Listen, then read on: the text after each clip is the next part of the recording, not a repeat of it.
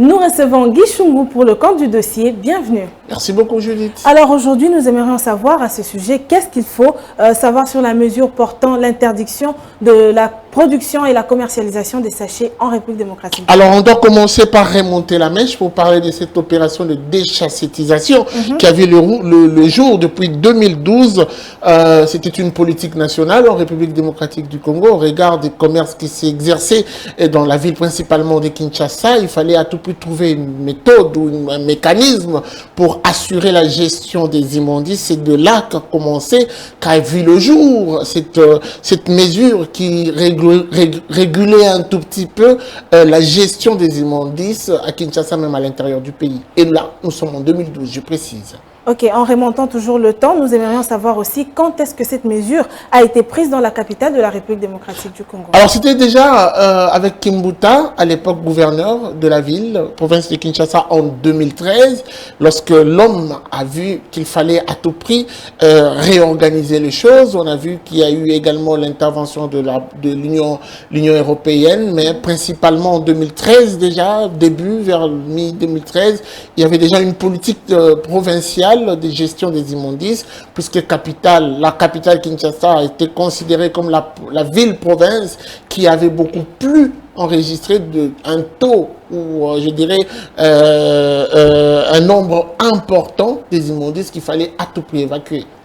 Quelles sont les actions menées par le gouverneur pour l'application de cette mesure? On doit préciser que vous parlez actuellement de Gentili Ngobila. Nous sommes déjà en 2021, mais on doit aussi le dire que le 19 octobre 2019, il y a eu cette décision qui a été remise sur table par le gouverneur Gentili Ngobila, qui a voulu essayer de changer un tout petit peu la donne. En 2021, il s'est observé une particularité avec cette mesure.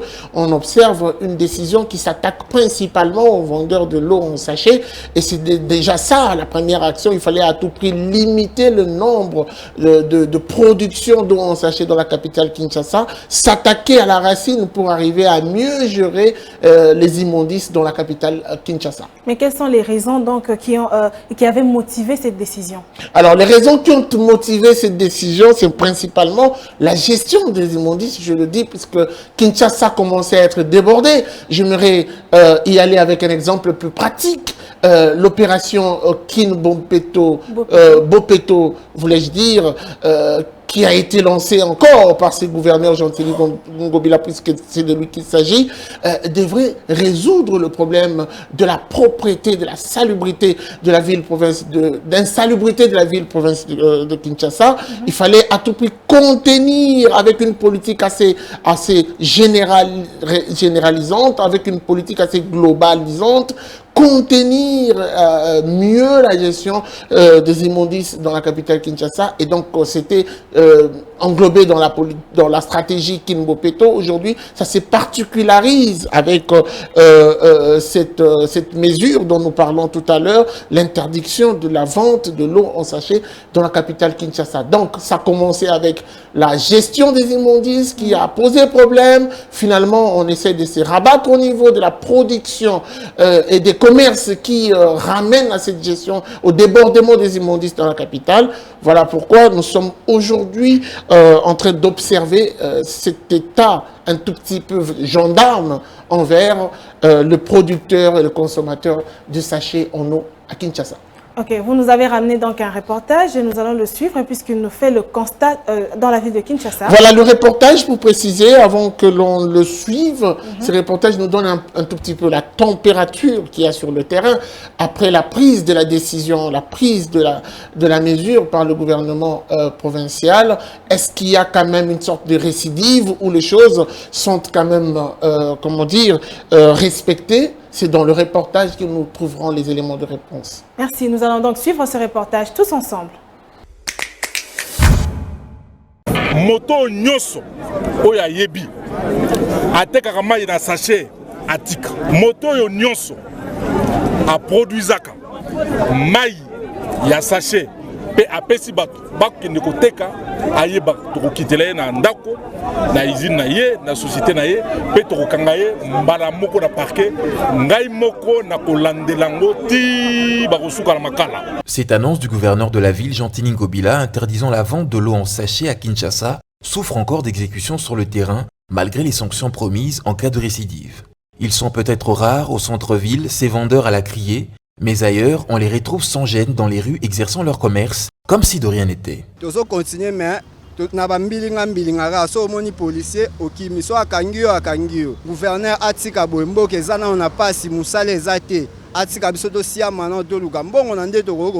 Ici, par exemple, dans la commune de Lingwala, rien n'a changé, et cela au su et au vu de la police censée suivre de près l'exécution de cette mesure.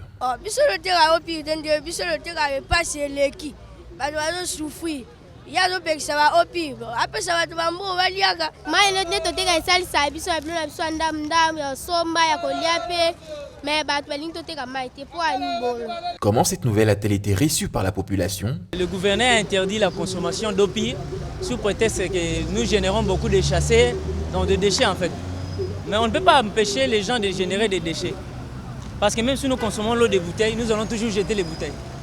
La bonne décision qu'il aurait pu prendre, c'était de nous mettre des poubelles sur chaque riz. Une mesure de trop, rajoutent certains observateurs. Le mal à eux que Naba Kondinabiso et que c'est comme s'ils prennent des décisions dans sentiment. Mais réaction en haut, ils n'ont pas si mon frère. Quand il y a un problème, la source, il y a quelques jours, la police a mis la main sur quelques fabricants et fournisseurs. Selon les statistiques, 3/4 de ces entreprises qui les fournissent œuvrent librement, un geste à saluer, mais sans impact au regard du mal qui est profond et du réseau bien enraciné dans quasiment toutes les communes de la capitale Kinshasa.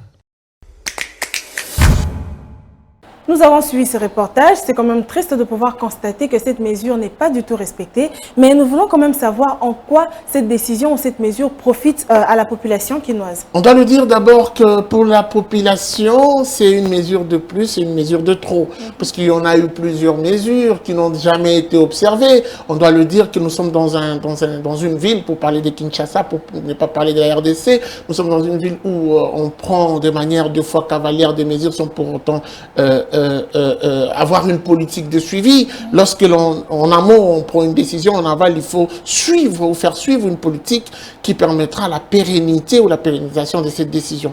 Mais j'aime quand même derrière cette mesure quelques autres mesures d'à côté. Mesures, je ne pense pas qu'il faut l'appeler ainsi, mais quand même des à côté qui accompagnent la mesure. Je parlerai déjà de la mise en place de la société Kitoko, une société qui permettra les recyclages, puisqu'avec le recyclage on pourra quand même éradiquer ou sinon diminuer le taux élevé de la consommation ou des immondices dans la capitale Kinshasa. Il y a une société qui a vu le jour, qui a signé un partenariat ou qui est en collaboration avec l'hôtel de ville de Kinshasa pour recycler tous ces déchets et assurer un environnement sain dans la capitale Kinshasa. Alors, l'avantage direct que tire, c'est d'abord avoir un environnement sain. Je me répète, puisque vous savez que lorsque l'environnement n'est pas sain, n'est pas adéquat, ça vous expose à plusieurs maladies. Exact. Avec une politique qui assure la bonne gestion des immondices, avec un environnement sain, le Congolais se verra être moins exposé à la maladie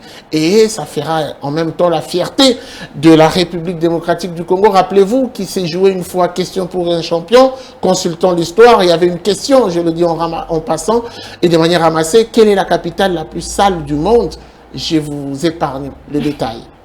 Merci à vous Guy pour toutes ces précisions et nous sommes heureux de vous recevoir encore une fois de plus sur ce plateau. C'est moi.